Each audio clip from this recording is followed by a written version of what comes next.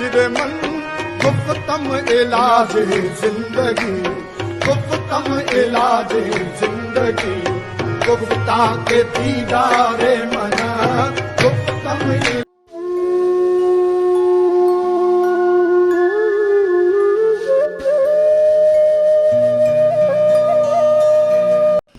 خود ہی ان کا جواب بھی آ گیا کہ جیسے چہرہ مالک تخلیق کرتا ہے تو دل بھی مالک کی تخلیق ہے. یہ محبت کرنے والا دل وہی تخلیق کرتا ہے. پھر ہم لوگ جو ہم لوگ بیٹھے ہوئے ہیں ہمارے لیے جو ہے نا اس راستے پہ کیا رہنمائی مل سکتی ہے اگر ہم چاہیں محبت کرنے والا کل ہمیں بھی ملے تو اس کے لیے کوئی رہنمائی کروں. محبت والا قلب جو ہے نا وہ اپنا رستہ خود ہی بنا لیتا ہے. تو ابھی یہی بات ہوگی کہ اس کو رہنمائی کی ضرورت نہیں ہوتی. وہ کیا کرنا ہے محبت والے دل نے اور زیادہ سے زیادہ کتنی بڑی اسلام رہا ہے اس نے کسی حسن والے کے پاس پہنچ جانا ہے. یہی کرنا ہے. اس کے بعد تو پھر رستہ صاف ہے. باقی اس نے اس کے ساتھ ساتھ چلتے جانے بات ختم ہو.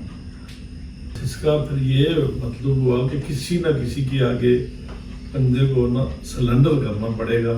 میں اپنی ختم کرنی پڑے گی کسی کے سامنے. تو پھر ہی جا کے تو یہ بھی تو قلب کا معاملہ ہے نا. تو اس کو کیسے کیا جائے گا؟ کسی دوسرے کے آگے سلنڈر کرنا, اپنی میں ختم کرنی, اپنی انا ختم کرنی, پھر جا کے نا بندہ مجازی کتابیں ہونا. تو یہ بھی تو اپنے اختیار میں تو نہیں ہے. اس کے لیے بھی تو جی یہ اپنے اختیار میں نہیں ہے. یہ بندہ محبت میں جب انتہا پہ پہنچتا ہے محبت تو پھر میں جو ہے وہ خود ہی ختم ہو جاتی ہے. میں کو ختم کرنے کا کوئی فارمولہ نہیں. یہ صرف جب محبت اپنی انتہا پہ پہنچتی ہے تو وہ پھر میں جو ہے وہ خود ہی کام کروں. اکثر جی آپ لوگوں سے یا شاہ صاحب سے یا ویسے بھی جتنے بھی صاحب نظر لوگ ہیں ان سے یہ سنا ہے کہ قلب کے معاملات جو ہیں نا نگاہ سے ٹھیک ہوتے ہیں.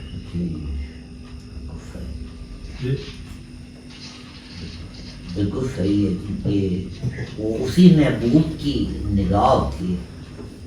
وہ جب ڈالتا ہے قلب پہ تو وہ قلب میں سے دنیا کی محبت نکال کے اپنی محبت ڈال دیتا ہے.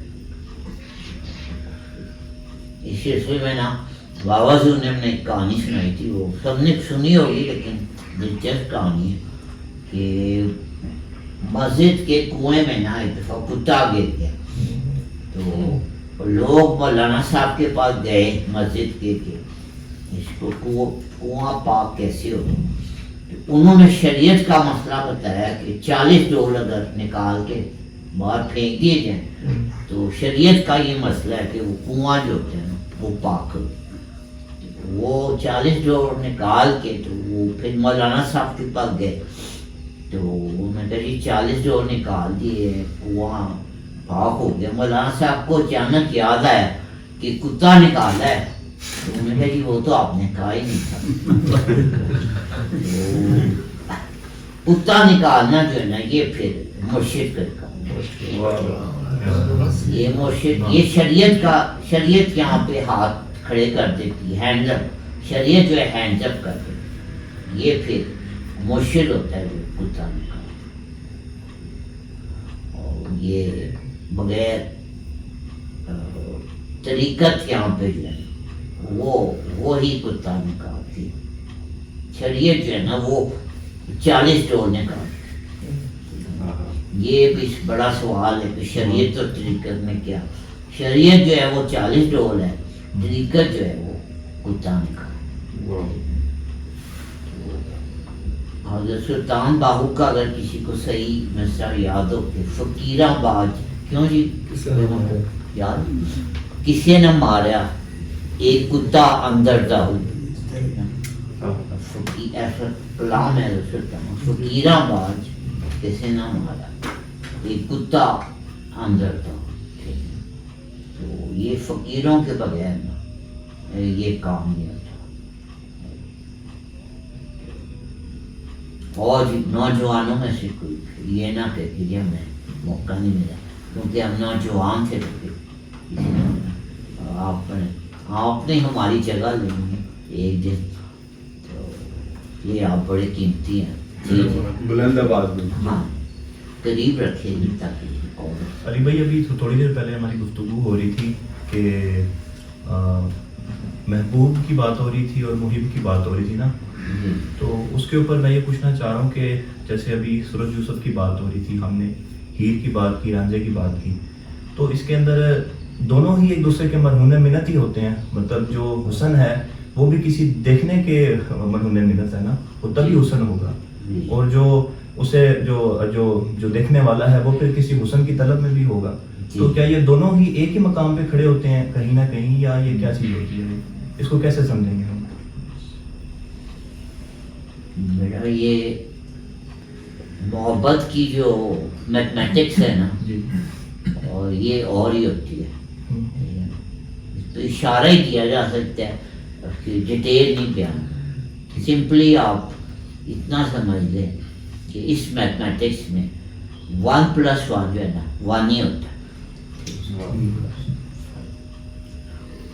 اور 2-1 جو ہے نا وہ 0 ہوتا ہے, وہ 1 نہیں ہوتا.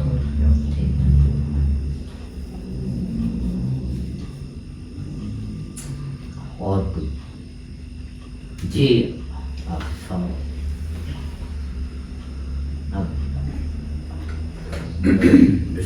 باقی لوگ تو سوال کر رہے ہیں, آپ کچھ عطا فرمائیں جی.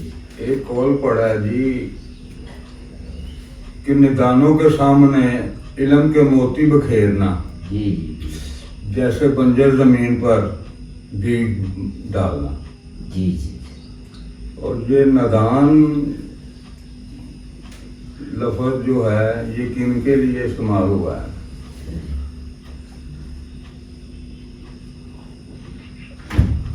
اور یہاں محبت آ کے پھر دم توڑ دیتی ہے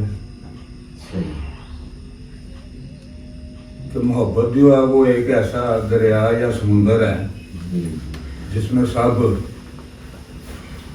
ایک ہی نظر سے ایک ہی پہلو سے دیکھنا پڑے گا. جی یہ میرے سوال. جو درویش ہوتا ہے نا اس سے زیادہ انسانوں کو ایک نظر سے دیکھنے والا کوئی نہیں ہوتا جی. لیکن اسی ایک کامل درویش نے فرمایا ہے کہ ککر ہوتے ہیں انگور چڑھایا ہر بچہ, پھر کچھ فرق تو ہے نا انسان. اور اسی کامل درویش نے فرمایا کہ میٹھی کھیر پکاؤں کتے آگے, یعنی کہ خاصا دی گل آما آگے کرنی نہیں مناسب کرنی, میٹھی کھیر پکاؤں کتے آگے تھے. ٹھیک ہے نا. تو وہ درویش جو تمام انسانوں کو ایک نظر سے دیکھتا ہے جی, اس سے بڑا انسان کو پہچانے والا درویش سے بڑا کوئی نہیں. انسان سے محبت کرنے والا ایک مقام پہ اسی درویش نے کچھ انسانوں کو کتا بھی کہہ دیا. یہ کیسے راز کی علی بھی کمینہ بھی کہا انہوں نے ایک جگہ پہ جی. ان کا مصرع ہے کہ قدر نبی دی اے کی جانن. میاں صاحب میاں محمد بخش رحمۃ اللہ علیہ کا شعر ہے, قدر نبی دی اے کی جانن دنیا دار کمینے, قدر نبی دی جانن والے سوگے وچ مدینہ. کمینے کا لفظ بھی استعمال کر لیا. تو میاں محمد بخش صاحب کا ذکر خیر ہوا تو میمی صاحب کو ان سے خاص ایک فیض ہے. تو ان کا ایک واقعہ وہ آپ سب کے لطف کے لیے کرتا ہوں. تو کئی دفعہ ایک عام آدمی بھی ایسی بات کر جاتا ہے کہ خاصے بھی حیران رہے. تو ایک بندہ آیا ان کے پاس مسافر میاں محمد صاحب کے حاضر ہوا، تو اس نے کہا کہ جی میں مسافر ہوں، تو آپ نے اس کی تواضع کی اور پھر کہا کہ جی تم مسجد میں جا کے سو۔ وہاں غالباً وہ مولانا صاحب جو مسجد کے تھے انہوں نے غالباً اس کو اجازت نہیں دی، وہ واپس میاں صاحب کے پاس ہے۔ تو میاں صاحب نے کہا جی میں نے تمہیں مسجد میں بھیجا تھا تم پھر آ گئے۔ تو بندے نے کہا جی محمد مجھے جگہ نہیں دیتا تو اللہ نے کیا دے۔ میاں صاحب جو تھے وہ وجد میں آ گئے اور کہتے ہیں یار کیا تم نے بہت آپ سے منسوب شعر بھی سناتے ہوتے ہیں، جی جی اے محمد ٹھگ محمد، جی جی بولو لو اے محمد ٹھگ محمد، اے محمد چورے، لوکی جس دا کلمہ پڑھ دے او محمد